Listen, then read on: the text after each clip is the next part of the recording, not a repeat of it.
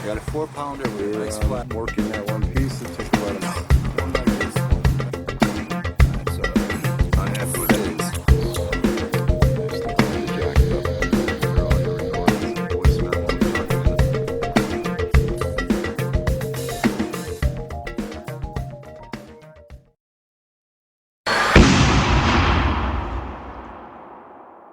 I'm going to do a quick poor man's review for you today. Somebody asked for this and I've been wanting to do it anyway. The Tig Welder that I bought. I'm not a welder. I'm a heck of a grinder, right? You understand what I mean? And I started off with arc welder, too messy. Flux core, nice but too messy. Went to MIG, nice, still splatter and still messy. Now that might be me, but from there I was like, when I'm doing something, I need a good clean weld at the end, so as good as I can anyway. I decided to go ahead and invest in a TIG. TIGs are extremely expensive, but I found this model on eBay, and this is AHP Alpha TIG 200X. Alpha TIG 200X. It came with the TIG. It's also an arc welder. Comes with the regulator. So it kind of gets you started. You need to go out and buy an argon tank, and argon, of course. There's so much about this. I'm not going to get into the full details. I'm going to tell you from a poor man's perspective whether I like it or not. I'll show you how I use it and show you that even an idiot like me can make things happen. AC, DC with pulse. The settings. I mean, I don't even know what half of them do. I use TIG, DC, and that's pretty much all I do. Look into it. The pulse feature is kind of nice when you're getting started because especially if you, I've used it when working on thin stuff because it'll pulse the current for you so that you get a chance for that spot that you're working to cool off. It also helps you learn a little bit of the rhythm to get the TIG working. The AC, you know, all this, it's there. I do some more research. I'm telling you from a poor man, layman's perspective, but I think you're going to find that all the settings that you're looking for are there. One concern that you have is it's not a very popular brand, so finding consumables and things like that. I was able to buy a set of a 30 or 65 piece consumable set for like $30 or something on eBay. So it's available on eBay. I'm not sure if the parts are standardized or not. There's not a whole lot to look at here. I'm just started doing a little bit of welding on a boot rack that I'm doing, but let's talk. I mean, this is it. I mean, you get the torch. Oh yeah, one huge advantage is you get a foot pedal. All right, huge from a financial perspective. Well, from a performance perspective also, to have that foot pedal night and day. Not that I know a whole lot about it, but I need more heat, bam, I can push that pedal down to get started, and then I can ease it up, watch that puddle as it's being created, and then towards the end of the weld I can ease off on it. It's just, I can't do that with a MIG. It's just, I don't have that kind of control. In addition to that, you don't have as much of a spectacular event happening during the weld, so with my poor eyes I can go ahead and see what's going on and watch that happening. So let me just run through a couple of welds for you, and that'll be it. $800 I think it was on eBay, probably delivered $800, something in that range. It's not cheap, but it's extreme. It's not inexpensive. It might be cheap. So far, it's doing a good job for me. I've only had it for a few months. I've done a lot of stuff with it though, and as much as to do TIG welding well, will take practice to do TIG welding. I haven't done aluminum yet. To do TIG welding on very thin stuff, you got to know what the hell you're doing. But for me, in these applications where I'm trying to put a weld, when I'm trying to weld together some horseshoes, and I need a good clean weld where I don't have to go back and start scraping off all the freaking splatter, it works beautifully. All right, and it did not take me very long to use. All right, let me throw a weld down and we'll see what we're doing. Some gloves. There's a lot of heat going on down there. and you don't want to be messing around. You want to be able to keep your hands, you know, where you want them to be while you're welding. So you definitely need good TIG gloves for this. All right, so what I'm doing now is I'm making a boot rack, one of the boot racks that I make, which I just put a bunch of horseshoes together, and then, you know, that gets suspended. It's a cute little thing. It takes a long time to clean up the horseshoes, but I've already laid them out and I've already spot welded, and with the TIG you can do that. You don't need the rod. If you want, you just hold a piece together and then just hit it with the TIG and just melt the two pieces together for a spot weld, and then you come back later and put the TIG in there. Again, I'm not a TIG expert, but this is what I do. And again, you can control. The biggest thing is I can control how much material I'm putting on there. So if I want to build something up or to make the weld pronounced, I can add more rod and make that happen. Or if I'm trying to just do a very small, less noticeable thing, I may not use rod at all, and I'll just melt the two pieces together. So again, I may not know what I'm doing, but this thing certainly has got me started. All right, let me just weld this up, and then I'll set up a couple other examples. I'll try maybe to find a way to get a filter on this so you can see what's going on. Everybody tells me, you know, you guys say, you're going to burn out your camera. I've done some research. That's probably not true. The biggest concern when it comes to the camera is splatter. So, and we don't really have that problem here.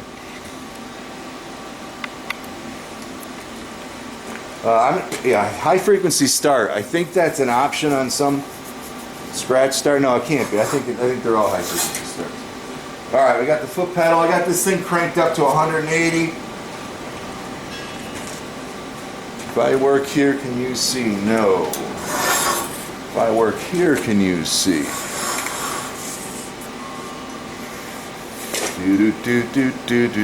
Yeah, you'll be able to. And again, I suck at it, guys. I'm contaminating my tip all the time, but I can get it done. Here we go.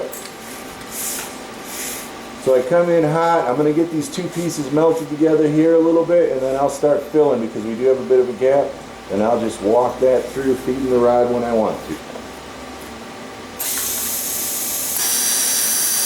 So there's my melt. I can't see with this angle, but we'll be alright. And I'm at the end here, and I can just taper off with that foot pedal and end up with a nice clean ending. And I cut a little deep on that because I wasn't watching what I was doing, but it's still there. I mean,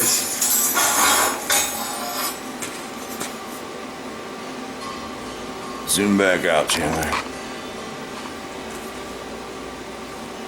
I mean, yeah, you guys might be laughing at me in the TIG world, but in my world, I'm not laughing at all. That is just awesome. And what do all I need? I mean, hell, if I don't have a rag here.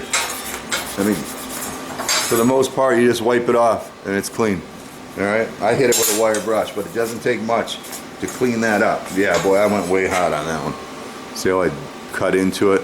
Matter of fact, I got myself a little bleed through on the other side. That sucks, but life's life. Let me set up a few more examples. I'll see if I can get a filter. Maybe you can see how it works. The thing that I like about it is that it's slow. Well, I don't like that it's slow. If you have a big job to do, you pull out the MIG and you get it done. But I can see that arc. I can see that puddle perfectly clear. I just can't do that all the time with a MIG welder. But hang on, I'll be back.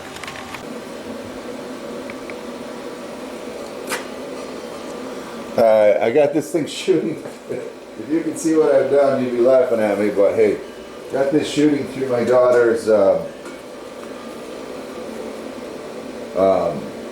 welding helmet. I think you should be able to see what I'm doing. It's going to be very awkward for me, but I'll just, oh, I need my pedal. I'm going to show you that even an idiot like me can make shit happen with this stuff. It takes a lot of practice, guys. I'm not trying to show you how to TIG weld because that would be stupid for me to even pretend that I know how to. But there's definitely good videos out there. There's a young kid out there. I like his videos. I'll see if I can get a link to him in the description. He's a very energetic young kid. Watch those to learn how to do it. But you know, just to show you that this machine is capable of it, I'll go ahead and I'm trying to give you a view. So this isn't how I normally hold it. I'll go ahead and put a tack weld on here for you.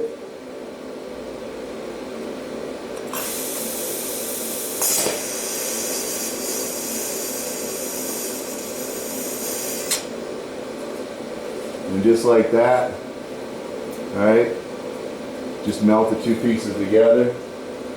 Fingers got a little warm on that one. And then I'll try to fill in here at some angle you can see. I hope I don't mess up my tip in the process, but all for you guys. Here we go.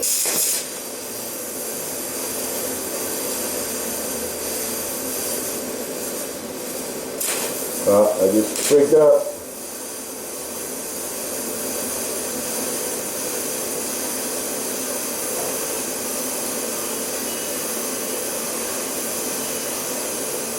And again, this isn't how to. You see how I let off the pedal slowly at the end there? It's not a how to because I don't know how to. Oh, I'll leave it right there. You can probably see it best like that. Hopefully this thing's working for you. Alright? I mean, that's it. Very, very cool. Go ahead and I'll try to run a joint here. Again, this is an extremely awkward position, and you see my tip. I frigged it up.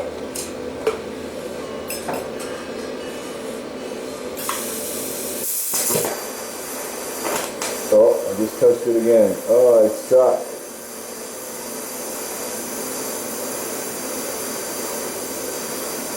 I suck. This one's gonna look ugly. But I can see what I'm doing. Giving my arm a nice sunburn at the moment. Nice and slow at the end, keeping it moving. And I end up typically with a halfway decent weld when I get done. That one's pretty ugly looking, but my tip's freaked out. I was going to show you how to do some stuff with some very thin tin. I don't even know what this is. I mean, this is 18-20 gauge. With this big a tip on here, now that it's messed up, this may not work, but, and again, I haven't adjusted. I'm cranked right up on here, so I'm going to see if I can get this thing to work with just the foot control, so I have control over the amperage. I'm not sure how well this will work without blowing out. So I'm way up on the foot pedal, I'm coming down a little bit, just until, oh, I blew through there. Too slow, there we go. So I blew through a little bit. Let's see if I can get it. Let me try it again. See, this tip is so...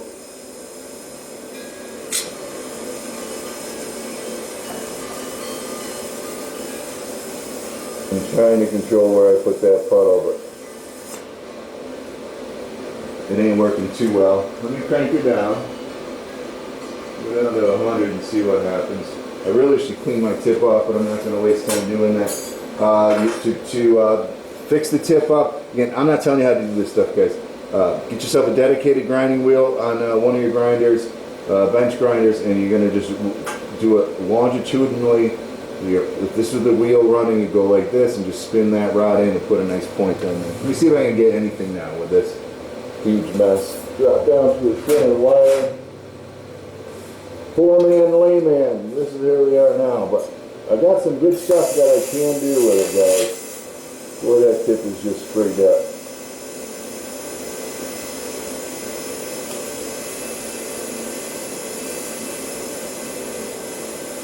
I blew through. And this is where that pulse might come in handy, so you're not constantly heating. Yeah, I'm not happy with what I'm doing, but you get the idea. Yeah, I blew through the whole way. Let me turn on pulse.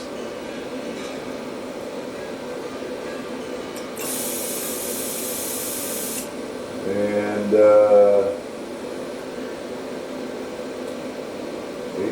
where's my pulse frequency? 100. We'll turn it really low and pulse 50%. And half on, half off. So you should hear, I think, zoot, zoot, zoot as I go. And that way the tin has a chance to cool. It takes a lot of practice. But for what I use it for, the son of the gun works well. Let me come back here. Hopefully you can see this with my arm out of the way.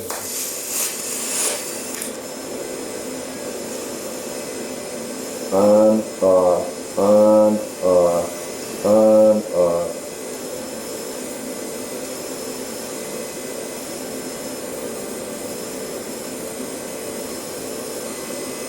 And this allows you to slow down.